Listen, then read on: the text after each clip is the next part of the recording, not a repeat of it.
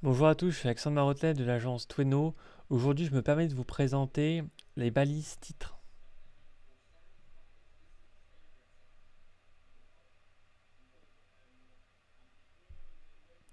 Alors, on va commencer par la définition. Du coup, une balise meta-title est une phrase courte placée dans l'entête HTML afin d'indiquer aux utilisateurs et aux moteurs de recherche le titre d'une page. Puisqu'il s'agit du premier élément que les internautes voient sur une page web et dans les SERP, elle doit être descriptive, accrocheuse, cohérente, avec le contenu réellement affiché et surtout bien optimisé. Du coup, ici, je vous donne également des synonymes au terme donc du coup balise title. Donc on parle de balise title, mais également de balise meta title, de balise titre, titre de page, méta titre, titre SEO. Donc du coup, de temps en temps, hein, au cours de cette présentation, je pourrais utiliser les différents synonymes qui sont présents ici. Donc concrètement, au niveau du code, hein, ça donne ça. Donc ça va être notamment dans la partie head. Donc du coup, vous voyez, hein, donc on a ici title. Et là, vous voyez donc à l'intérieur donc le texte. Hein, donc Tweno, agence de référencement naturel à Paris. Et donc là, ensuite, on ferme la balise et du coup, on ferme title. Et du coup, dans Google, eh bien, on a cet affichage qui se fait ici, en fait. D'accord, de cette manière-là. Donc au niveau des règles de base pour la longueur de la balise title, alors, il y a à la fois un raisonnement en termes de caractères, mais aussi en termes de pixels. Donc la longueur maximale en termes de caractères, c'est 60 caractères. Le minimum, c'est 30 caractères. Moi, en fait, j'aime pas trop raisonner en termes de caractères, mais plutôt en termes de pixels, parce qu'en fait, les lettres qui vont être comprises justement dans l'alphabet vont être avec il y a différents types de pixels en fait et de tailles de pixels. Du coup, parfois il peut y avoir des éléments qui sont à 60 caractères mais qui vont être trop longs et d'autres qui vont être à 60 caractères et qui vont être potentiellement à la bonne taille. Du coup, raisonner en termes de pixels, c'est bien plus pratique. Et d'ailleurs, à la fin de la vidéo, je vais vous présenter notamment un outil qui vous permet justement de vérifier ça. Donc, où trouver les balises de title ou les balises titres? Alors, on les trouve dans les onglets du navigateur web. Donc, par exemple, si vous allez sur le site de Tweno et que vous cliquez sur le site, eh bien, vous allez tomber donc sur la page d'accueil et eh bien, tout en haut de l'onglet, vous allez avoir Tweno, agence de référencement. D'accord. Donc là, forcément, les onglets sont raccourcis, donc j'ai pas l'ensemble du titre, mais voilà, on a comme ça une bonne idée de ce qui se passe. Donc c'est le premier endroit. Deuxième endroit, vous pouvez également trouver ça sur les réseaux sociaux. Je vais rentrer un peu plus dans le détail sur les réseaux sociaux, mais notamment si vous ne complétez pas certaines informations, par exemple pour changer le titre manuellement sur Facebook ou autre, et bien du coup, les réseaux sociaux vont venir piocher directement dans la balise titre en fait. Ensuite, la balise title, donc, notamment dans les SERP, donc dans Google. Donc, lorsqu'on affiche, par exemple, si vous tapez Tweno, eh bien, c'est ce que j'indiquais tout à l'heure. Donc, vous allez trouver Tweno, agence de référencement naturel. Du coup, voilà. Donc, c'est des choses qu'on retrouve et c'est pour ça que c'est vraiment important en SEO de s'appliquer sur les titres parce que si on a un bon contenu, mais finalement que notre titre n'est pas forcément accrocheur, même chose avec la métadescription d'ailleurs, hein, du coup, il n'y a personne qui va venir et donc les gens ne vont pas forcément découvrir votre contenu. Donc c'est un peu dommage. Donc il y a vraiment un travail marketing à faire autour des titres en fait. Ensuite, pourquoi les balises meta-title sont-elles importantes pour l'optimisation des moteurs de recherche? Donc en fait, le fait de mettre notamment les bons mots-clés qui vont être dans le titre, ça va vraiment avoir un impact, notamment en termes de CTR. Donc on va rentrer un peu plus dans le détail là-dessus. Mais en fait, il faut vraiment comprendre que si jamais vous oubliez d'indiquer le mot-clé principal sur une page, et bien du coup, vous baissez drastiquement vos chances finalement que les gens cliquent sur votre résultat.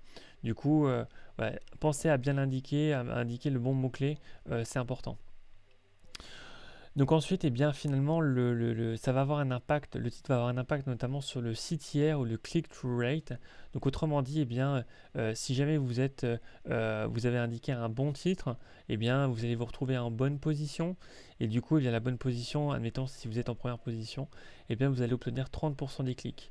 Si vous êtes en deuxième position, 15% des clics. Troisième position, 10% des clics. Donc forcément, plus on va loin dans les résultats de recherche, plus ça baisse. Et du coup, le titre et les changements que vous allez pouvoir faire sur votre titre peut vraiment avoir un impact très important justement sur le site tiers, d'où l'importance de faire des tests pour pouvoir voir finalement ce qui peut fonctionner le mieux. Donc sur les réseaux sociaux ou médias sociaux, du coup, lorsque le balisage Open Graph, Twitter Cards et Schema.org sont manquants, lors du partage d'une URL, les médias sociaux utilisent la balise title comme titre. Donc c'est ce que j'ai indiqué tout à l'heure. Donc 17 façons simples d'optimiser vos balises title pour le référencement. Alors tout d'abord, effectivement, il faut se concentrer sur le contenu. Faites attention, hein, lorsque vous faites un contenu, certes parfois on peut se dire voilà, je vais créer le titre qui est le plus glamour entre guillemets possible. Le seul truc, c'est que si jamais eh bien il y a un manque une décorrélation entre votre titre et le contenu réel, finalement les gens vont être déçus, il y aura un taux de rebond et d'un point de vue marque également, eh bien, vous allez vraiment détruire cette confiance. Donc vraiment faites attention à ça. Il faut que le titre reflète le mieux le contenu qui est présent.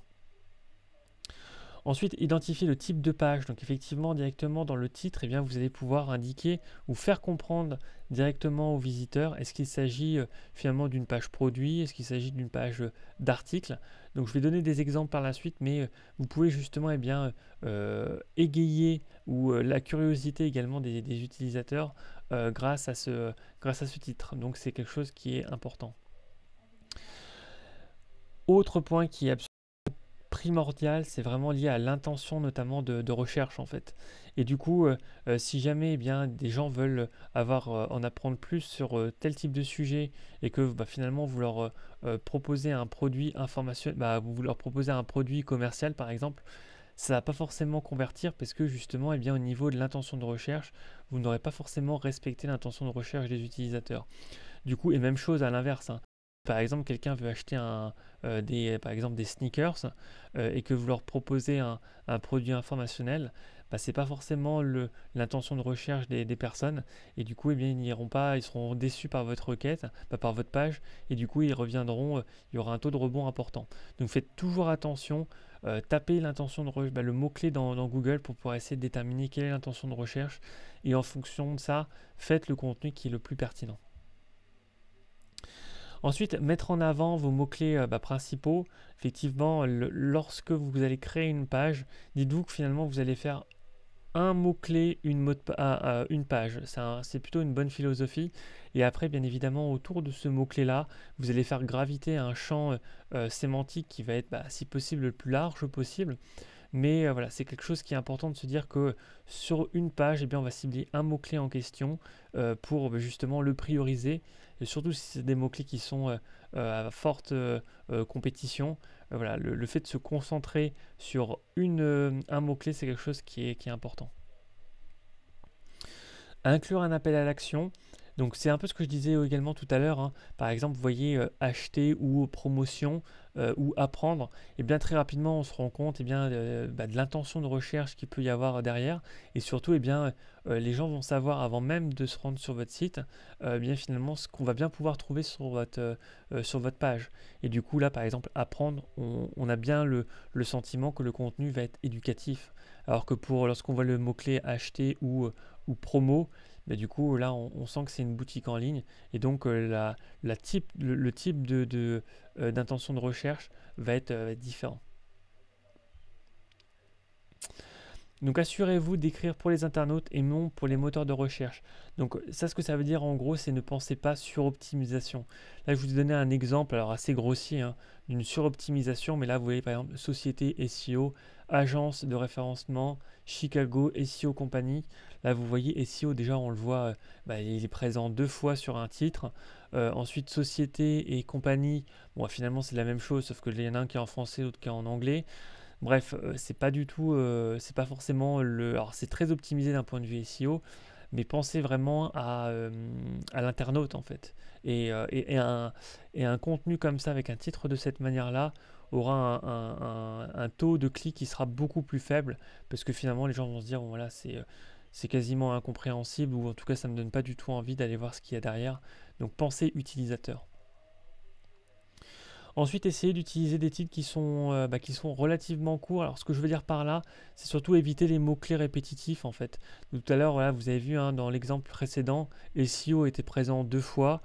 Est-ce que c'est vraiment nécessaire? Bah, la réponse est non en fait, hein. Du coup, et d'ailleurs ça sert à rien même pour Google. Aujourd'hui, le moteur de recherche est suffisamment intelligent pour comprendre en une fois qu'il s'agit d'une page sur le SEO.